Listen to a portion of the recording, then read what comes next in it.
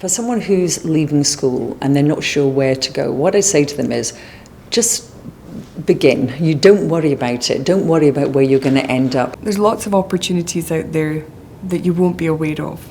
So ask for help. Ask people how you can find out more. Seek out those that are doing a job that you quite fancy doing, and just ask them, can I have half an hour of your time? People are really happy to help. Don't be anxious about needing to know what you're going to do at that age. Nobody knows when they're 16 or 17-year-olds. Most 30-year-olds, 40-year-olds I know don't know what they want to do. So yeah, I guess you learn from experiences, and I think the more you put yourself out there, the more job opportunities, more work placements you complete, you get a better understanding about options that are out there that you might want to pursue further. So you can't buy experience, you can't go out and get it as part of a degree course or as part of an exam. You have to learn it, and to watch those about them with experience of doing what it is they've chosen to do and learn, because the more you learn, then the better the job will be, or whatever it is you've chosen to do will be. It's to go in there eyes open and ears open, I think, is the main thing. I think you need to be very aware about the fact, regardless if it's hospitality, if it's retail, whatever it is you're thinking about doing, you're coming into an adult environment, and sometimes allowances can be made for young people if you're working on a part-time basis. If it's a part-time job at weekends and things, there's certain allowances can be made. If you're coming into an adult environment, you're part of a professional team, and as such, you'll be treated with the same degree of respect and that is appropriate to you being in part of that team. But you've also got to remember that you need to act in a professional manner back, because ultimately what you think maybe isn't very important as a new person, as a young person coming into that team, what you're being asked to do by that business is aligned to their business plan or their customer service ethos and things. So you just have to be very mindful of the fact that you're coming into a professional, grown-up adult environment. Always be you. If your personality comes across, then that is really important. And be honest in what you're trying to achieve as well. And then see how does that fit from a workplace perspective, and what can we do to allow you to achieve the steps that you want to do. I would say take as much opportunities for sort of work experience as you can.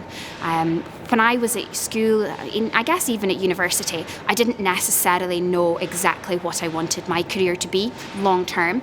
And I think by actually getting into a workplace, learning from others, speaking to people, taking part in a mentoring programme, whatever it might be, it gives you the opportunity to understand what you like, what you don't like, and actually what would work for you as a career.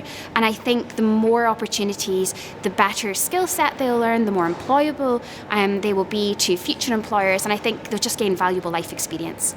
If you start working, you'll very quickly find out what you like, what you don't like, what you're good at.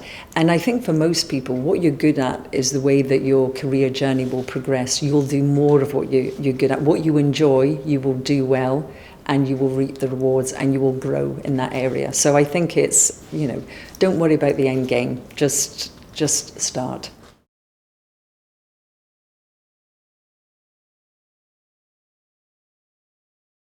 So I think what's really important for me when reviewing CVs as part of an application process is that the individual has taken the time to tailor their application to the role. We want to see something that says why they particularly want to apply for that role here at the venue, what attracts them to that position, and what skills they believe they have that would enhance our business. It's always about showing the employer, I think, what you can do for them, because in turn, there will definitely be mutual benefit for the individual as well. I'm looking for in a CV a bit of the personality. It's actually very difficult to put a personality on a CV, if I'm entirely honest. So the covering letter are just a little about yourself and why you want to do it or why you're applying here.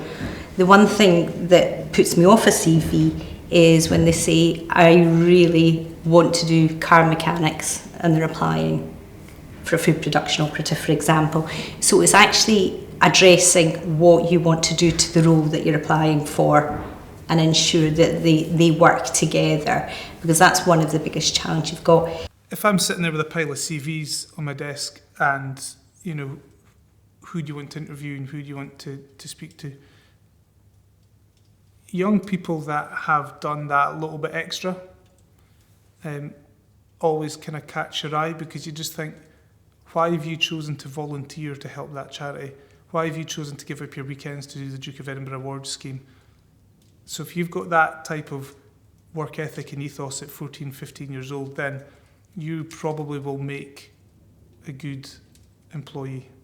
When we're screening CVs, very often you haven't got time to read large paragraphs, so what you will tend to read are ones that are short, sharp, very much to the point. So that's the type of things that I would look out. So high impact, use a bit of colour, just even different font, a good sharp layout, and short is best. What I would be looking for in a CV is for somebody that could demonstrate that they maybe had a little bit of people skills. We don't look for qualifications, because as an organisation we put young people through all their qualifications. All we ask is that they come with a real commitment to caring about people and a real commitment to wanting to get to know people and to develop positive relationships with our service users. One pretty significant piece of advice that I will give to young people now that wasn't relevant back when I was young is that everything that you do in social media is trackable. And if we're sitting there with the 10 CVs, I can guarantee you we will have searched for you in at least 3 social media platforms before we ask you in for an interview. So just be mindful of that when you're choosing to retweet something, if you're choosing to put something on an Instagram story or a grid post or something. Employers will search for you on social media long before you've even come in for an interview. So you have to be very careful. Something you might do for fun on a Saturday afternoon or a Saturday night, or a retweet or a post or something, that might prevent you from getting a job if it's too controversial. When we receive applications here at KR Group, yes, I'm concerned about qualifications, and I want to know what your hobbies are, but I want to know what your skills are. What are your strengths? You know, what are you good at? And it doesn't have to be maths or biology or physics. It can be something else. You know, what is your strengths? My strengths are in communication, or I'm very active. You know, what are your strengths? So I'm thinking, how will this person fit in with my team? So it's not all about the qualifications and the formal academic stuff. It's about, where is your skill base?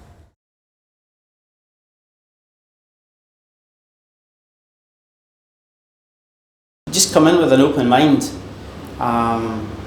You're going to meet lots of different people, all different ages, and just be prepared to interact with them. I think the best thing to do is come with being really motivated and really committed to your role. Even if you're not sure about what the role is, you go in and you just find out more about what it is that you're going to be doing. I think coming with an open mind, being creative, and just being really committed to what your role is the most important thing. Always try and go the extra mile. You know, there's a saying in construction especially about sticking in to stand out. So, you know, do that. You know, show your employer, not just in construction, but in any industry, that you're willing to learn that new skill or put yourself forward as the representative for an area in your workplace. Even if you're not sure what you're doing, it really shows willing. So, you know, ask questions and show that you're committed, and take an interest in the job that you're in as well. So one of the most important things is just get yourself out there, you know, into the world of work, get your foot on the ladder. You know, most of the time you're going to have to start at the bottom, and that's not a bad thing, because that's where you're going to learn the most. You're going to learn all the different roles in that company that you're in, and then, you know, don't be then scared to identify something that you're passionate about, something that you're interested in, and then really go for it on that path.